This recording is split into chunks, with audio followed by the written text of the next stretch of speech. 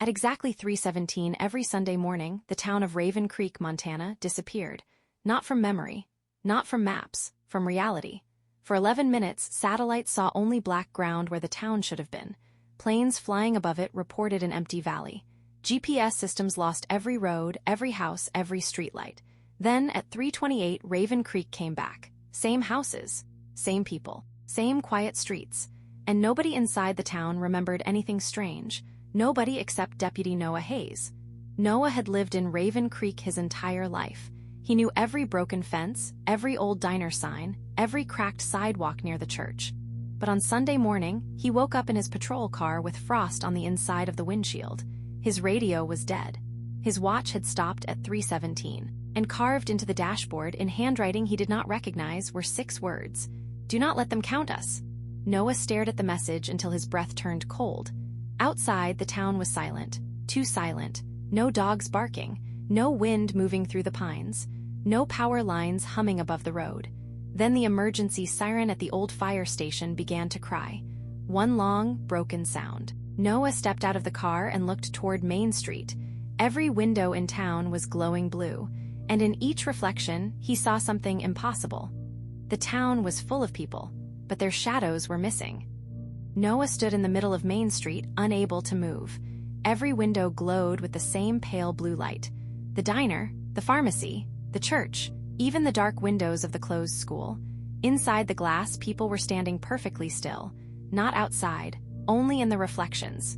Noah raised one hand slowly. His reflection copied him, but the people behind him did not. They were watching him from the other side of the glass. Then his radio cracked. A voice came through, weak, old, afraid. "Noah, don't look at their faces." Noah grabbed the radio. "Who is this?" Static answered first. Then the voice returned. "It's Grace Miller. I'm at the library. Get here before the siren stops." Grace Miller was 72 years old and had been the town librarian since before Noah was born. She never panicked, but now her voice sounded like someone hiding from the end of the world. Noah ran. As he passed the diner, he saw his own shadow stretch across the road. Then it stopped moving. Noah froze. His body was still running forward, but his shadow had stayed behind. It stood under the blue window, facing him. Then it lifted one hand and pointed toward the sky. Noah looked up. The stars above Raven Creek were gone. In their place was a giant circle of darkness, perfectly round, like a hole cut into the night. And around the edge of that hole, something was written in letters made of light. Noah could not read the language, but somehow he understood the meaning. Population scan incomplete. Then every door in town unlocked at once. Noah reached the library just as the siren began to fade. The front doors were open. That was wrong. Grace Miller locked the library every night at 9, even during snowstorms, even when half the town begged her to leave it open. Noah stepped inside with one hand on his gun. The lights were off. Only the old computer screens were glowing blue. Grace stood behind the front desk, holding a book against her chest like it was a shield. "Noah," she whispered, "you saw the sky?" He nodded. "What is happening?" Grace did not answer right away. She walked to the history section and pulled a dusty folder from behind a row of old newspapers. On the cover, someone had written one date. July 9th, 1954. Noah frowned. "What is this?" Grace opened the folder.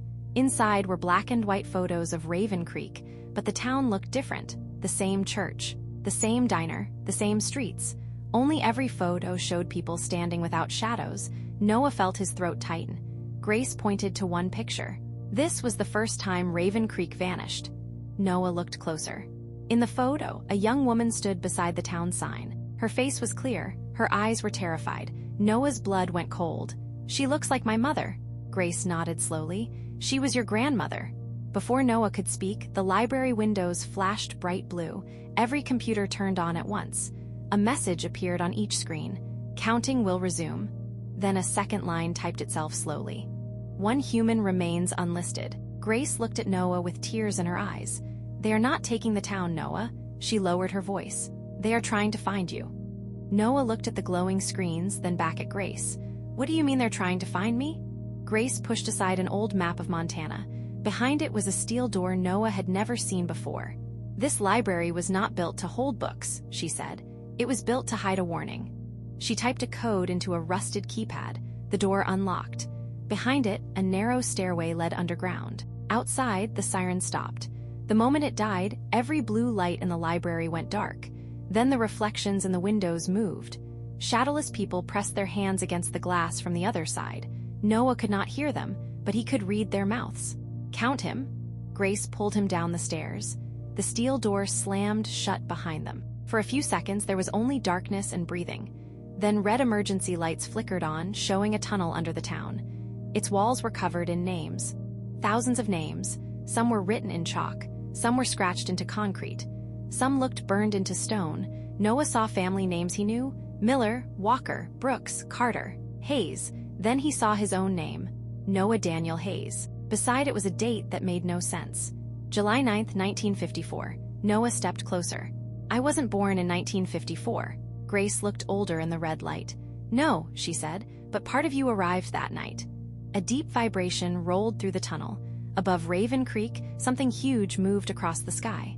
Grace opened an iron cabinet and removed a small black box with a cracked glass window. Inside was a heartbeat, not a recording, a real heartbeat glowing like red lightning. Noah felt the same rhythm inside his chest. Grace held the box toward him. When the sky opened in 1954, they tried to count every human soul in this town. Her eyes filled with fear. "But your grandmother hid one soul where no machine would look," Noah whispered. "Where?" Grace looked at his chest. "Inside you." Noah stepped back from the box. "That's impossible." Grace turned the cracked glass toward him. The heartbeat inside grew louder. Thump, thump, thump. Each pulse made the tunnel lights flicker. Noah pressed a hand to his chest. His own heart matched it. Grace whispered, "Your grandmother was Alina Hayes. She was 17 when Raven Creek first vanished. Everyone lost 11 minutes that night, but Alina came back holding something that did not belong to Earth." Noah stared at her. "What was it?" Grace looked at the black box. "A survivor," she said. "Not alien, not human, something older than both." Before Noah could answer, the ceiling groaned, dust fell. A sound moved through the walls like nails across metal. Grace grabbed his arm. "They found this level." Noah looked toward the stairs. "Then we leave." "No," Grace said. "If we run, they finish the count. If they finish it, Raven Creek does not return." A heavy knock struck the steel door above them. Once. Twice. Then every name on the tunnel wall began to glow blue. Noah watched the letters vanish. Miller faded, Walker faded, Brooks faded, Carter faded. One by one, the town was being erased. Grace's voice broke. "They are removing us from the record." The black box opened by itself. The red heartbeat rose like a tiny storm.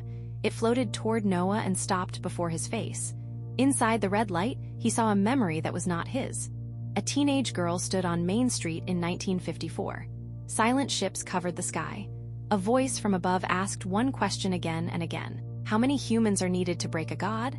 Noah gasped as the red light entered his chest. The tunnel went dark.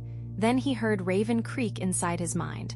Thousands of heartbeats, thousands of fears, and under them all, one cold voice whispered, "Deputy Hayes, you were never the one they were counting." The tunnel shook. "You were the one they were hiding from." For a moment, Noah could not breathe. The voice was still inside his skull, cold and patient. Grace stepped toward him, but the red tunnel lights died one by one. "Noah," she whispered. "Do you hear it?" He nodded. The voice came again. "Unlisted human confirmed." A blue line appeared beneath Noah's boots. It moved around him in a perfect circle, scanning his body from the ground up. Grace pulled an old revolver from her coat and fired at the ceiling. The shot cracked through the tunnel. Nothing happened. The blue circle kept rising. Noah felt something reaching through his skin, searching through his bones, reading memories he had never lived. He saw Alina Hayes running through snow in 1954. He saw people with no shadows standing inside the church. He saw a black star hanging above Raven Creek like an open eye. Then he saw himself as a child, asleep in his bedroom, while a dark shape stood outside his window counting softly. 1, 2, 3. Grace grabbed Noah's face and forced him to look at her. "Listen to me. They count people by fear. Every soul has a shape when it breaks. That is how they find us." Noah's hands shook. "Then what do I do?" Grace looked at the glowing circle. "You stop being afraid." Noah almost laughed. The town was vanishing.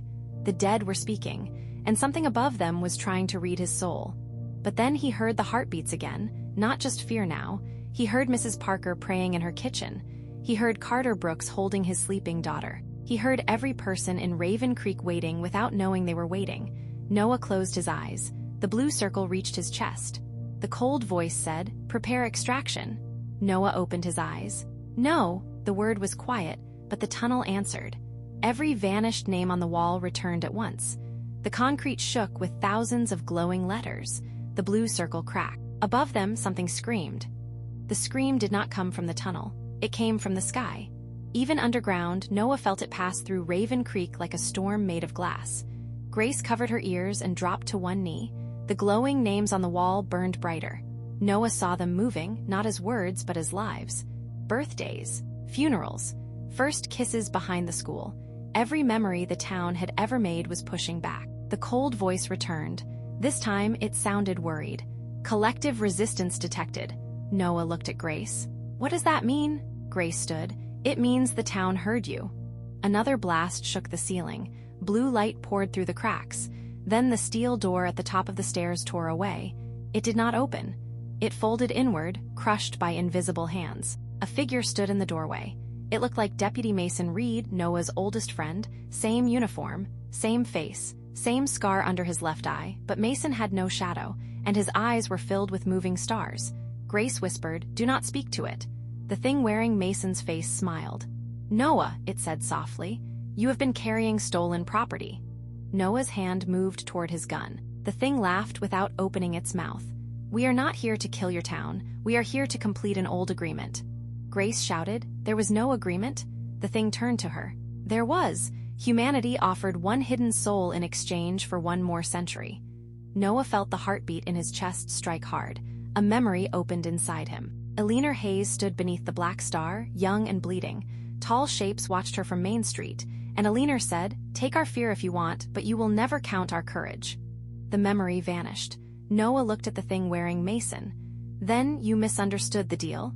The smile faded. Noah stepped forward. "We did not hide from you for a century." The walls lit up behind him. "We were learning how to be found." The thing wearing Mason's face stared at him. For the first time, it looked less like a god and more like a machine that had found an error. Grace slowly backed toward the iron cabinet. "Noah," she said, "whatever you just did, do it again." "I don't know what I did." "Yes, you do." The shadowless Mason took one step down the stairs. The tunnel lights turned blue around him. "Human courage is not a shield," it said.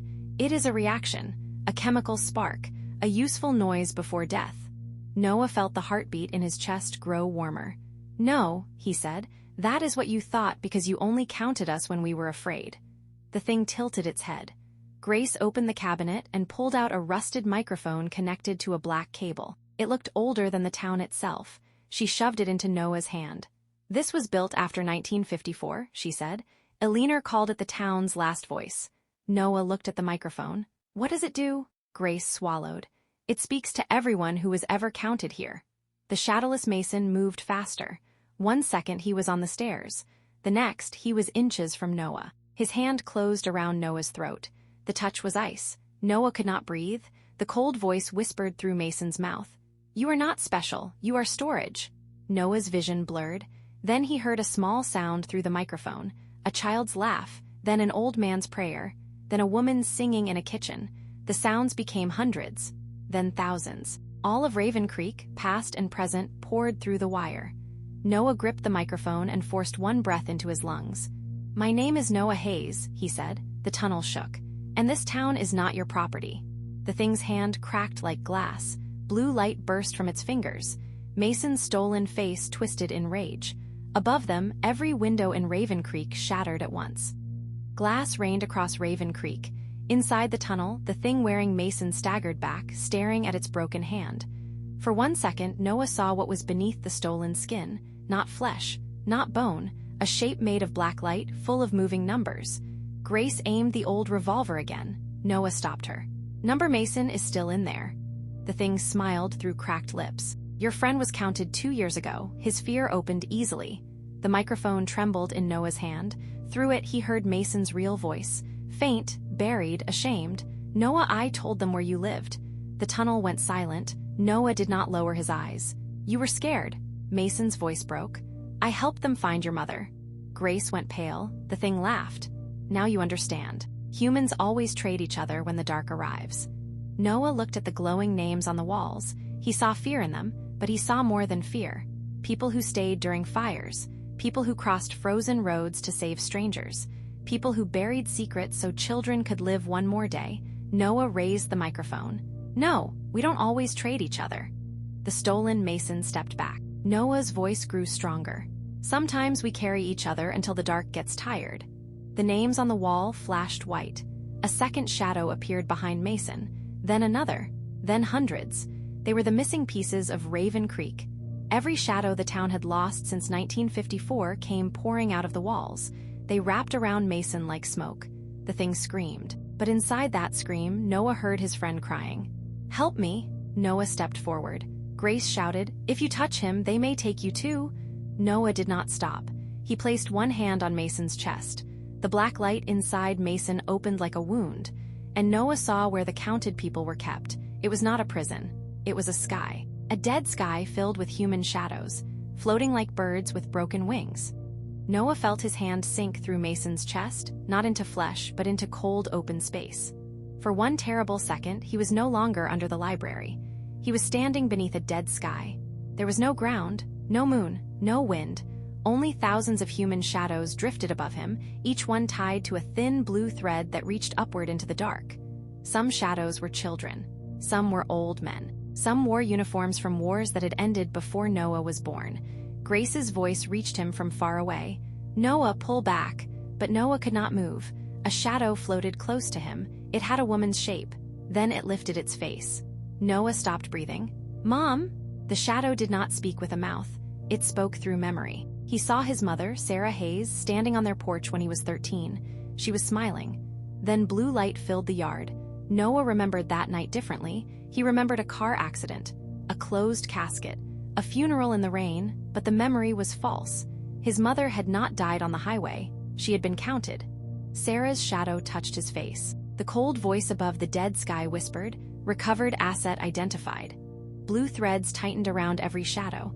Noah felt Mason's body trying to push him back, but Sarah's voice filled his mind. "Do not fight the dark, Noah. Call the town." Noah gripped the microphone in the real world. His fingers were numb. His throat burned. And still, he spoke. "Raven Creek, if you can hear me, remember your names." At first, nothing happened.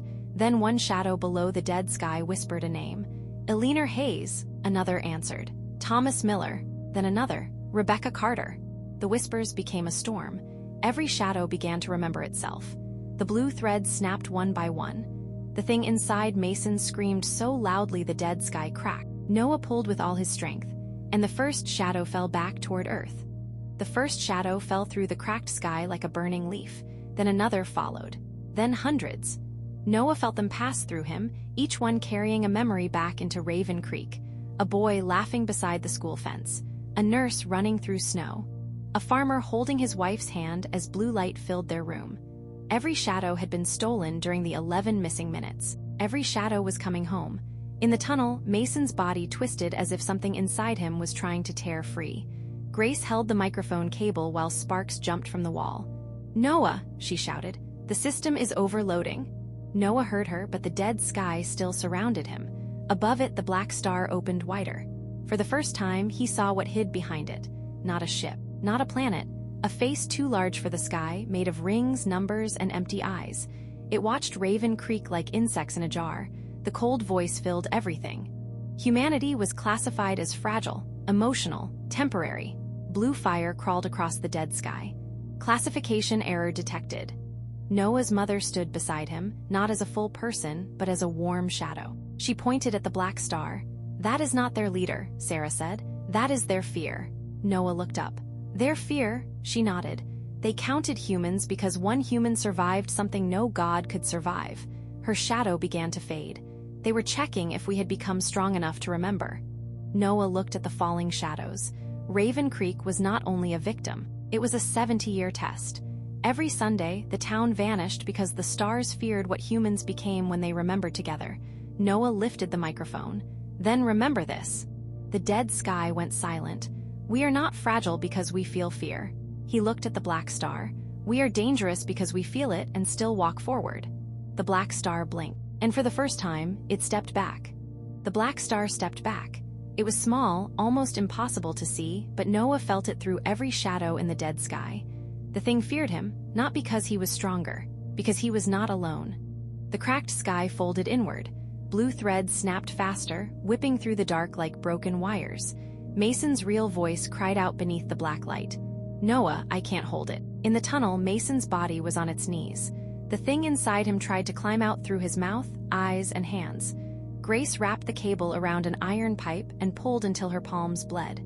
"If it leaves him," she shouted, "it will take another body." Noah looked at the falling shadows. His mother stood among them, fading with each second. "Mom, what do I do?" Sarah Hayes smiled like someone who had waited 13 years to say goodbye. "You open the door from the inside." Then Noah felt it. The heartbeat in his chest was not only a hidden soul, it was a key. Eleanor had not hidden a survivor inside her family line. She had hidden an exit. Noah faced the black star. "Raven Creek," he whispered, "come home." The microphone carried his voice through every name, every wall, every buried memory. The dead sky cracked wide open. Below the library, the tunnel filled with wind. Above the town, every blue window turned red. One by one, shadows dropped back into their owners. Mrs. Parker gasped in her kitchen. Carter Brooks woke beside his daughter. A sleeping dog barked for the first time. Mason Reed screamed as his own shadow slammed into his body. The black light inside him tore loose. It rose above the tunnel like a wound. For a second, it had no face. Then it chose Noah's mother. Sarah's face formed in the dark, gentle and wrong. "Noah," it said, using her voice, "let me stay." Noah's hands shook. The real Sarah, fading behind him, whispered one final word. "Choose." Noah raised the microphone, and he made the hardest choice of his life. Noah looked at the face made from his mother's voice. For 1 second, he was 13 again. He was standing in the rain beside an empty grave, wishing for one more minute with her. The thing knew that. It smiled with Sarah's mouth. "Let me stay," it whispered. "You can have her back." Grace shouted from the tunnel, but her words sounded far away. Mason was on the floor, coughing, his shadow shaking under him like it had forgotten how to be alive. The real Sarah stood behind Noah in the dead sky, almost transparent now. "Noah," she said softly, "love is not the same as keeping." The words hurt worse than the cold. Noah raised the microphone with both hands. "I choose the town." The false Sarah's smile cracked. "No," it hissed. "I choose Mason." The black light twisted. "I choose every person you counted because you thought fear made them weak." The tunnel walls began to glow red. The old names returned brighter than before. Noah looked into the stolen face and spoke clearly. "And I choose to let my mother go."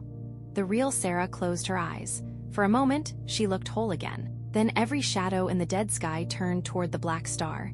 Not running, not hiding, watching. The false Sarah screamed and rushed at Noah, but the microphone burst with white light. A sound came through it that was not a voice.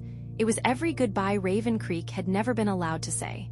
The black light shattered. Pieces of it flew upward, trying to escape through the cracked sky, but the returning shadows caught them. Not with hands, with memory, with names, with every small human moment the star had failed to understand. The black star above Raven Creek folded inward. Its cold voice trembled. "Reclassification required." Noah stepped forward. "Write this down." The dead sky listened. "Humanity cannot be counted by fear." The star cracked. "Count us by who we come back for." Then the sky broke open. The sky broke open, but it was not morning on the other side. It was memory. Raven Creek appeared above itself, layer after layer. Every Sunday it had vanished, stacked like pages in a burning book. Noah saw 1954. Eleanor Hayes stood alone in the street with blood on her hands and courage in her eyes. He saw 1978, when the church bell rang 11 times though no one touched it. He saw 2003, when his father carried him through blue snow and told him it was only a dream. Then he saw the next Sunday. Raven Creek did not return. The houses were empty. The roads ended in black ash. Every person in town was gone, not dead, not alive, simply removed. Noah understood. They were standing at the edge of a future already written. Grace's voice cut through the wind. "Noah, the count is collapsing. If you close it wrong, we lose every Sunday at once." The tunnel was breaking apart. Mason crawled toward Grace, still shaking but alive. Above them, the black star split into thousands of thin rings. Each ring held a different version of Raven Creek. One where Noah ran, one where Grace died, one where Mason never came back. The cold voice returned, weaker now. Human choice creates unstable futures. Noah gripped the broken microphone. Good. The voice paused. Explain. Noah looked at the people of Raven Creek appearing in red light around him, shadows reunited with bodies, memories returning like breath. You wanted a species you could predict. He stepped closer to the cracked sky. But humans are not predictable when someone needs saving. The rings began to shake. Noah heard a leaner's voice from 1954. Close the door, Noah. He looked up. How? Her answer came softly. Give them a future they cannot count. Noah understood. He raised the microphone one last time and spoke to every version of Raven Creek. Nobody waits alone. And every human voice answered him. The answer rose from every house, every street, every buried Sunday. Nobody waits alone. The words hit the broken sky like thunder. For the first time, the rings above Raven Creek stopped spinning. Inside each ring, a different future looked back at Noah. The black star tried to count them all. It failed. Every future changed the moment one human chose another. Grace shouted from below, Noah now? The tunnel floor cracked open. Blue light poured upward, pulling at Noah's boots. The dead sky wanted him. The star wanted the key in his chest. Mason crawled to the microphone cable and wrapped it around his arm. Noah, he yelled. I got you. Grace grabbed Mason's belt. Then other hands reached out. Shadows from 1954. Families from forgotten Sundays. People Noah had never met. Even his mother, fading like dawn, placed one hand on his back. Noah felt the whole town holding him. The black star spoke one final time. Humanity will become uncontrollable. Noah almost smiled. We already are? He pressed the broken microphone against his chest.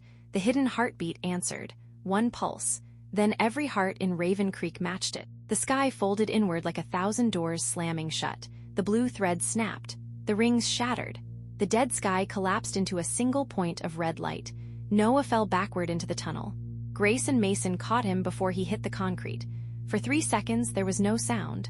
Then somewhere above them, a dog barked. A car alarm cried. A baby started screaming. Normal sounds. Living sounds. Noah opened his eyes. The tunnel was dark. The names on the walls were no longer glowing. But they were still there, every single one. Grace laughed and cried at the same time. Mason looked at Noah with tears on his face. Did we win? Noah listened. No cold voice, no blue light, no counting, only the town breathing. I think, he whispered, we came back. Noah climbed the stairs with Grace on one side and Mason on the other. The library door above them was bent open like wet paper. Outside, Raven Creek looked normal. Too normal. Streetlights buzzed. Porch lamps glowed. People stood in the road, staring at their shadows as if they had never seen them before.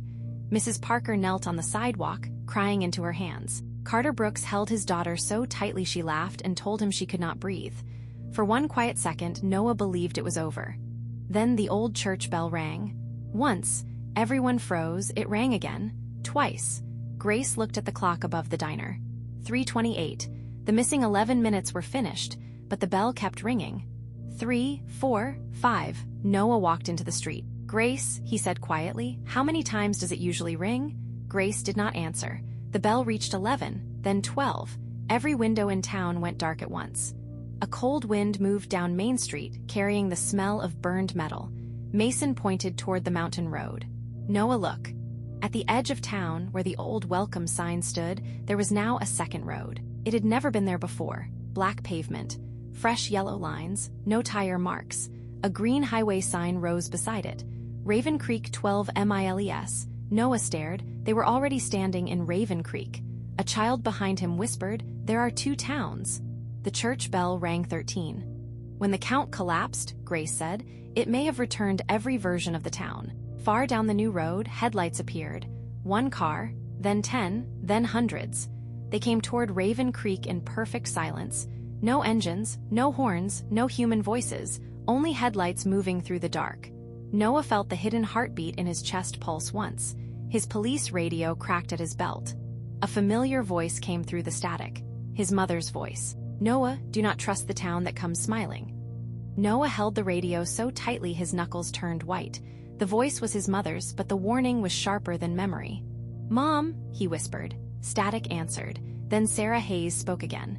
The smiling town remembers things that never happened. The headlights reached the welcome sign and stopped. For a moment, nobody moved. Then the first car door opened. A man stepped out in an old sheriff's coat. Behind him came a woman in a wedding dress, 2 boys in baseball uniforms, and dozens more. They all looked normal. They all had shadows, and every single one of them was smiling. Grace stepped beside Noah. "Those people are not from our Raven Creek." Mason swallowed. "Then where are they from?" The old sheriff raised one hand. "Noah Hayes," he called. "We have been waiting to come home." Noah did not answer. The smiling people moved closer. Mrs. Parker cried out.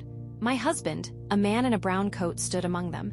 He looked exactly like Harold Parker, dead for 15 years. Mrs. Parker stepped toward him. Noah grabbed her arm. "No," the man smiled wider.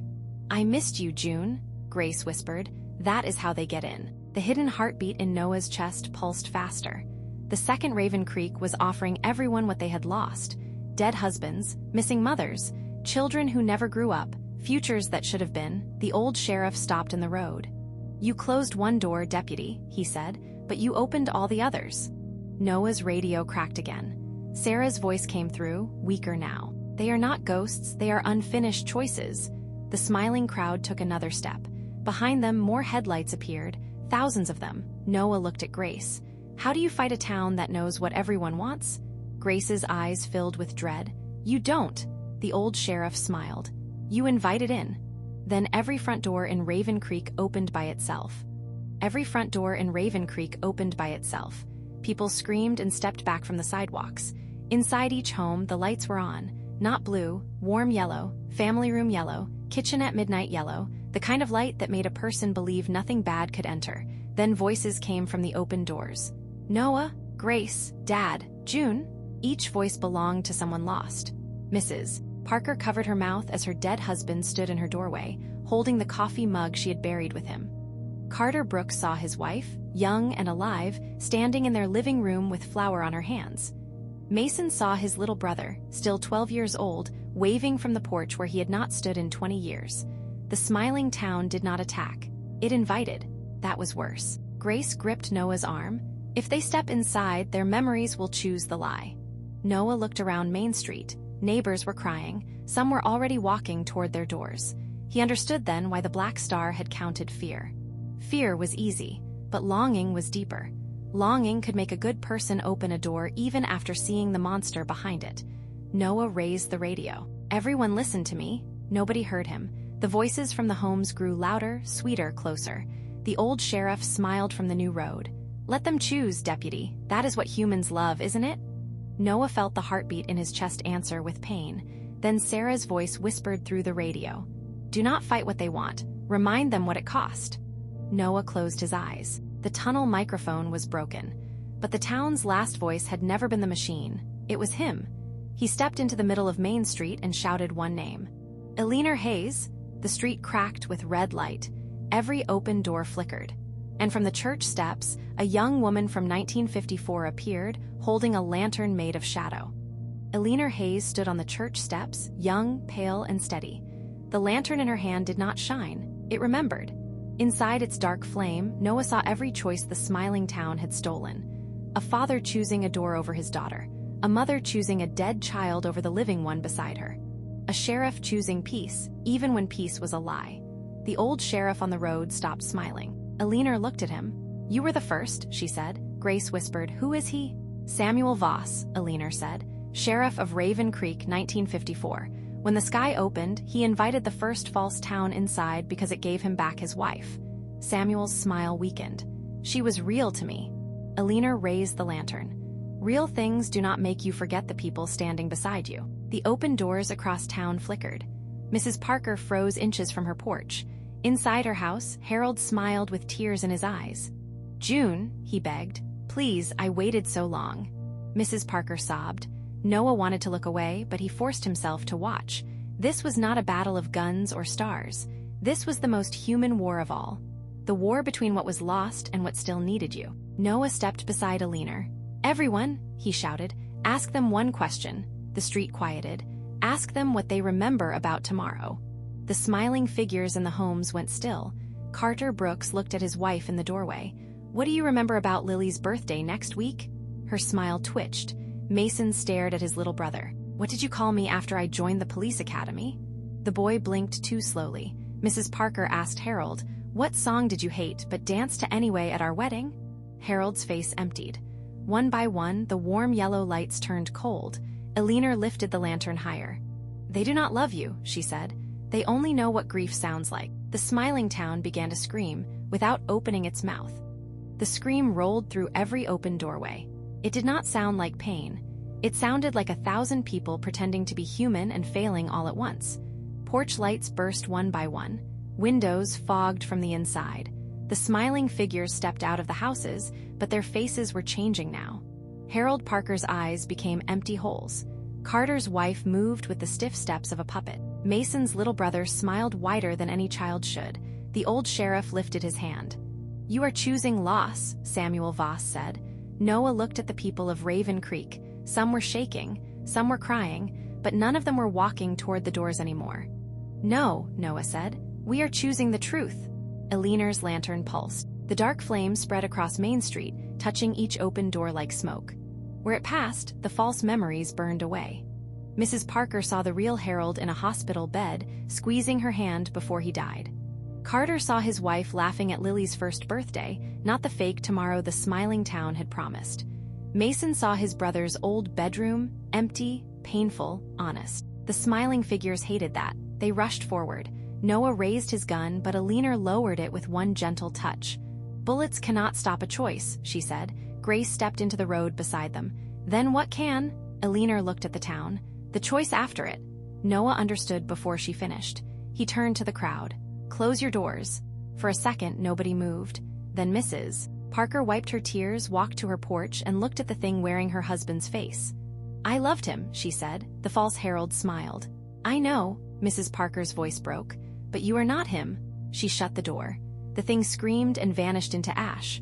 One by one, Raven Creek followed. Doors slammed across the town. Every slam was a goodbye. Every goodbye was a weapon. The new road began to crack. The new road began to crack. Black pavement split under the silent cars. Headlights dropped into the gaps like stars falling into a well. Samuel Voss stepped back, his smile gone. "No," he said, "you do not understand what you are losing." Eleanor's lantern burned darker. "We understand exactly."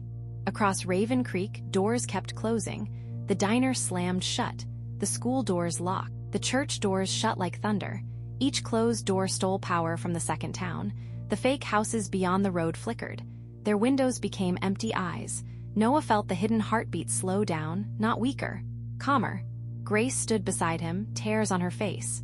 "They are choosing the real world," she whispered. Mason stared at the road. "Then why is he still here?" Samuel turned toward Noah. "Because one door is still open." Noah followed his gaze. At the far end of Main Street, one house still glowed warm yellow. His house, the old Hayes place. The front door stood wide open. Inside, Sarah Hayes waited, not the black star wearing her face, not a shadow, his mother exactly as he remembered her. She stood in the hallway, smiling sadly. "Noah," she called. "Come home," Grace whispered. "That is the last anchor. Close that door and the false town has nowhere left to stand." Noah could not move. All his courage, all his anger, all the town's voices inside him went quiet. He was just a son looking at his mother. Samuel smiled again. "There it is," he said. "The weakness no star could measure." Noah took one step toward the house. Mason grabbed his wrist. "Noah, look at me." Noah did. Mason was crying. "Your mother saved you so you could live, not so you could follow her into a lie." The words cut through the warmth. Sarah's smile trembled. Noah looked at the open door. "I miss you," he whispered. Sarah's eyes filled with light. "I know." Noah raised his shaking hand, and slowly from the street he closed the door. The Hayes door closed without a sound. For one breath, nothing changed. Then the warm yellow light inside the house went out. Across the new road, every silent car died at once. Headlights blinked, faded, and became tiny holes in the dark. Samuel Voss stared at Noah as if a law of the universe had betrayed him. "You would refuse her?" Noah lowered his hand. It was still shaking. "I would refuse a lie wearing her love." The words hit Samuel harder than any bullet. The second Raven Creek twisted behind him. Houses bent like paper. Streets curled upward. The sky above the false town peeled open, showing nothing behind it but hunger. Eleanor stepped down from the church steps, lantern held high. "Samuel," she said, "you can still close your door." For the first time, the old sheriff looked afraid. Behind him, a small white house appeared on the broken road. A woman stood in its doorway, her hair pinned the way it had been in 1954. Samuel's wife, his real weakness. She smiled at him, not kindly, hungrily. Samuel took one step back. "No," he whispered. "She came back for me." Eleanor's voice softened. "She came back because you invited the dark to use her face." The woman opened her arms. Samuel began to walk toward her. Noah moved to stop him, but Grace caught his sleeve. "This choice has to be his." Samuel reached the doorway. His wife touched his cheek, and her fingers passed through his skin like smoke. His smile broke. At last, he understood. He turned toward Raven Creek with tears in his eyes. "I kept the door open for 70 years, Eleanor nodded. "Then close it." Samuel faced the false house. "I loved my wife," he said. The thing in the doorway hissed. "But grief does not get to wear her name." He slammed the door. The second town screamed. The new road shattered from end to end, and Samuel Voss vanished inside a storm of red light. The red storm swallowed the new road. For several seconds, Main Street filled with sparks, broken pavement, and the sound of a town being erased from a place it never belonged. Noah shielded his eyes. When the light faded, the road was gone. Only the old welcome sign remained at the edge of Raven Creek, bent sideways in the dirt. The second town had vanished. So had Samuel Voss. Eleanor lowered her lantern. Grace let out a breath she had held too long. Mason looked at the empty road. "Is it over now?" Nobody answered. Far above them, the church bell rang once more. Not from the church, from the sky. Everyone looked up. The black star was gone, but the hole it left behind still hung over Raven Creek like a wound in the night. Inside that wound, lights were moving. Not blue, not red, white, thousands of them. Grace whispered, "Those are not the counters." Eleanor's face turned pale. "No, those are the ones the counters were hiding from." Noah felt the hidden heartbeat in his chest go silent. That scared him more than the bell. A white light dropped from the wound and struck Main Street. It did not burn the road. It opened it. The asphalt split in a perfect circle, and something rose from beneath Raven Creek. A metal pillar, older than the town, older than the mountains, covered in symbols that moved like living insects. Noah stepped closer. The symbols rearranged into English. Grace read them aloud, her voice shaking. "Emergency Human Archive unlocked." A second line appeared. "Species status changed." Mason swallowed. "Changed to what?" The pillar answered before anyone could breathe. "Protected." Then every radio in town turned on at once. A calm voice, human but not alive, spoke through the static. Raven Creek was never a prison. The pillar opened with a hiss. It was a shelter. Noah stared into the darkness inside, and from within it, something began climbing up. Something climbed from inside the pillar. At first, Noah thought it was a person. Then the white light faded, and he saw armor. Not metal armor. Stone-black plates, cracked with gold lines, wrapped around a body that looked human only because it had learned to stand like one. It pulled itself onto Main Street and knelt. The town stepped back. Grace raised the revolver. The figure did not move. A voice came from every radio at once. "Archive Guardian active." Noah stared at the kneeling creature. "Guardian of what?" The pillar answered. "Of the species the stars failed to erase." The creature lifted its head. Behind its dark faceplate, two warm human eyes opened. Mason whispered, "That's impossible."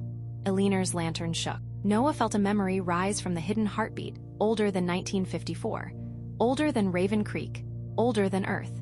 He saw fire falling across a red planet. He saw humans running under a sky with 2 moons. He saw cities buried before history had names. Then he saw ships, not alien, not new, but human, crossing the dark before Earth had oceans. Grace read the symbols. First shelter failed. Another line appeared. Second shelter, Earth. Noah felt the street tilt beneath him. "Humans are not from Earth?"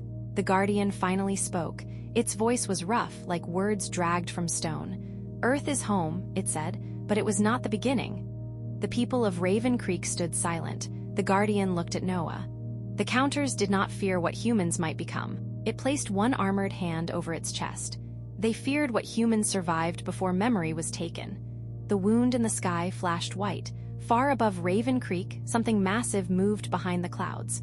The Guardian rose to its full height. "The shelter is open now." Noah looked at Grace, then at the terrified town. "What happens next?" The Guardian turned its eyes to the sky. "Now the ones who hunted us know where the last humans are." The sky above Raven Creek began to move. Clouds rolled backward, not with wind, but like someone was rewinding the night. The Guardian stepped between the town and the open wound. Inside, it said. Noah looked at the pillar. Inside that? Below it. The metal column split wider, revealing stairs leading down into white darkness. Nobody moved. Grace stared at the Guardian. You expect an entire town to climb under the street because you said so? The Guardian turned its human eyes toward her. No, I expect them to do it because the sky is about to answer. A deep sound rolled across Montana. It was not thunder. It was too ordered, too patient, like 1,000 engines breathing in the same rhythm. Mason raised his radio. Dispatch, this is Deputy Reed. Do you copy? Static. Then a voice replied, not dispatch, not human. Raven Creek shelter detected. Every streetlight bent toward the sky. The stars blinked out one by one. Noah felt the hidden heartbeat return, slow and warning. Mrs. Parker shouted, Noah, what do we do? He looked at the people watching him. Teachers, farmers, children in pajamas. Old men holding shotguns they knew would not matter. They were waiting for him to choose. Noah hated that. He was not a general. He was a deputy from a town no map could keep. But maybe humanity had always been that. People who were not ready, standing anyway. Noah pointed to the pillar. Everyone down, now. For once, nobody argued. Families moved toward the open stairs. Grace helped Mrs. Parker. Mason carried a little boy whose legs had gone weak from fear. The Guardian watched the sky. Noah stayed at the entrance until the last child passed him. Then the wound above Raven Creek opened fully. Something looked through, not a star, not a ship, an eye the size of the valley. And when it saw Noah, every radio in town whispered the same sentence. The lost species is awake. Noah stood at the mouth of the stairs as the eye filled the sky. It did not blink. It studied him the way a hunter studies tracks in snow. The Guardian grabbed Noah's shoulder. Move! Noah looked back at the empty street. Every house was dark. Every door was closed. Raven Creek looked like a town holding its breath. Then the eye spoke through every radio, phone, and broken car speaker. Return what you carry. The hidden heartbeat in Noah's chest struck so hard he almost fell. Grace shouted from below, Noah! He ran down the stairs. The pillar sealed above him just as white fire hit Main Street. The blast made no sound. That was the worst part. No boom, no scream. Only pressure like the whole world had been pushed underwater. The stairs shook. Children cried in the dark. Mason kept one hand on the railing and the other on a little boy's shoulder. Keep moving, he yelled. Do not stop. The stairway seemed too long to fit under one small town. At last it opened into a chamber larger than Raven Creek. Noah froze. Below the town was a city, not ruins, not empty tunnels. A hidden city of black stone and silver glass, stretching deep under Montana. Towers hung upside down from the ceiling. Rivers of white light moved through streets no living human had seen. Mrs. Parker whispered, What is this place? The Guardian answered, Memory Vault 7. Grace stared at the glowing city. 7? The Guardian looked back at her. 6 shelters died before Earth learned how to hide.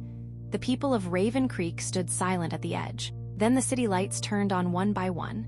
1,000 statues rose from the floor, each shaped like a human face. The first statue opened its eyes. It looked exactly like Noah, older, scarred, wearing a uniform from a war that had not happened yet. Its stone mouth moved. Noah Hayes, it said, you are late. Noah stepped back. The statue's eyes burned white. The hunters have found Earth. Noah stepped through the black door. The hidden city vanished. Heat struck his face. He stood on a red plain beneath 2 moons, watching a world die. The sky was filled with fire. Human ships burned as they rose. A woman stood beside him in a silver coat. Her name entered his mind before she spoke. Myra Hayes, not his mother, not his grandmother, something far older. She looked at the burning city with Noah's eyes. This was our first home, she said. Noah could barely speak. What happened? Myra pointed to the sky. They came when we stopped running. Above the red world, black shapes moved between the moons. They were holes wearing armor. Wherever they passed, cities became silent. The hunters? Noah asked. Myra nodded. They do not only kill a species. They remove the reason it ever existed. A child ran past them, holding a broken toy. A soldier lifted him into a silver ship, then turned back for others as fire crossed the ground. Noah watched humans make the same choice. They could escape, but they kept going back. For strangers, for neighbors, for people already lost. Myra looked at him. The hunters could predict fear, hunger, anger, surrender, even selfish love. Her voice shook. but they could not predict sacrifice that gained nothing. The sky cracked open. A hunter descended over the city, larger than any mountain. Its voice pressed into Noah's bones. "Why return for the weak?" Mara stepped toward it. "Because they are ours." The hidden heartbeat in Noah's chest became 1,000 voices. Mara placed her hand over his heart. This is what a leaner carried forward. Not power, not blood. She looked at the burning ships. The memory that humans come back. The red world faded. Before Noah returned, Mara whispered one warning. "If Earth remembers too late, it will burn like we did." Then Noah opened his eyes in the vault, and the ceiling above Raven Creek split apart. The split in the vault ceiling showed the real sky above Raven Creek. The hunter's eye filled it completely. White fire poured down, but the hidden city raised a shield of silver light. The blast hit the shield and spread across it like lightning under ice. Families screamed. Children covered their ears. The guardian looked at Noah. "You remembered enough to wake the defense." Noah was still shaking from the red world. "Then use it." "The defense is not a weapon," the guardian said. "It is a question." Grace stepped closer. "What question?" The future statue answered. "Will Earth remember together or die divided?" A wall of the vault opened. Behind it were thousands of empty seats in a circle, each with a black glass mask resting on it. Noah understood before anyone explained. The vault did not need soldiers, it needed witnesses. Mason stared at the masks. "You want all of us to see what he saw?" The guardian nodded. "Not only see, Carrie." Mrs. Parker hugged herself. "And if we refuse?" The hunter struck again. The shield cracked. Silver glass rained from the ceiling and vanished before touching the floor. "Then Earth remains asleep," the guardian said. Noah looked at the people of Raven Creek. They had rejected dead loved ones, survived the count, and learned their town was a shelter for a species older than history. Now they were being asked to hold a dead planet inside their minds. Noah wanted to tell them no. He wanted one quiet morning, one normal sunrise. But above them, the hunter pressed closer, and the shield screamed. Grace picked up the first mask. "If Noah carried this alone for years," she said, "we can carry it for one night." Mason took another, then Mrs. Parker, then Carter. One by one, the town sat down. Noah stood in the center as every black mask lit up. The future statue looked at him. "Speak the first memory."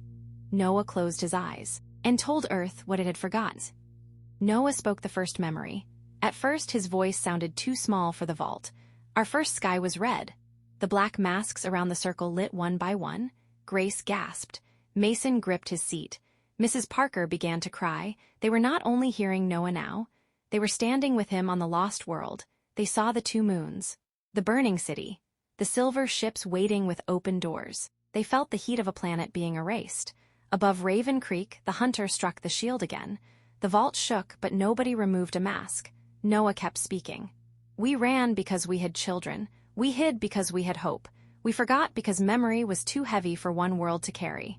The words spread through the empty seats. Then beyond the vault, beyond the town, every radio tower in Montana sparked to life. Every phone within 100 miles showed the same red sky. In a hospital in Billings, a nurse stopped and saw ships burning over two moons. In Seattle, a pilot looked at his screen and saw ancient human names instead of clouds. In Washington, D.C. locked emergency systems woke up. Earth was remembering.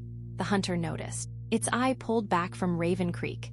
For the first time, the thing above them looked uncertain. The future statue spoke in a low voice. Signal spread confirmed. Grace pulled off her mask, breathing hard. "How far?" The guardian watched lights race through the underground city. "Far enough for fear." Mason's mask cracked in his hands. "For whose fear?" The guardian looked up. "Theirs." Noah felt the hidden heartbeat become steady. Above the shield, the hunter opened its eye wider, trying to count what was happening. But it could not count a memory moving from human to human. It could not count a species waking up in pieces. Then every statue in the vault opened its eyes. Thousands of future faces looked at Noah. Together, they spoke. "The first warning has reached Earth." The first warning reached Earth. For 3 seconds, the vault was silent. Then every mask in the circle began to vibrate. Grace looked at Noah. "What did we just do?" The guardian turned toward the silver map of Earth. Lights woke across it, one by one. Old shelters are answering. A light appeared beneath Alaska, another under the Nevada desert, another below the Atlantic, then more. Japan, Iceland, Kenya, Brazil, the moon. Mason stared at the map. "There are shelters on the moon?" The future statue looked at him. There are shelters where humans were afraid to look. Above Raven Creek, the hunter screamed. The sound bent black seats and cracked stone faces. A child cried out. Mrs. Parker held him close. Do not look away.